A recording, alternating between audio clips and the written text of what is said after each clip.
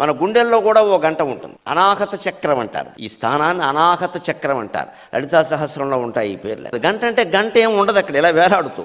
యోగ సాధన శ్వాసని బిగించి ప్రాణాయామం ద్వారా యోగ సాధన చేస్తే ఈ కూర్చున్న స్థానంలో ఉండే మూలాధార చక్రం దాటి దానికి పైన ఉండే స్వాధిష్టాన చక్రం స్థానం దాటి ఈ నాభి దగ్గర ఉండే మణిపూర చక్రం దాటి 4వ స్థానం అనాహత చక్రం దగ్గరికి వచ్చేసరికి ఘంటానాదం వినబడుతుంది. గుళ్ళో గంట ఎలా మోగుతుందో నీ గుండెల్లో గంట అలా మోగుతుంది. తేడా ఏమిటంటే గుళ్ళో గంట కొడితే మోగుతుంది, గుండెల్లో గంట కొట్టకుండానే మోగుతుంది. అది అనాహత చక్రం. అందుకే దాని పేరు అనాహత. సంస్కృతం ఎంత గొప్పది, మన యోగశాస్త్రం ఎంత గొప్పది.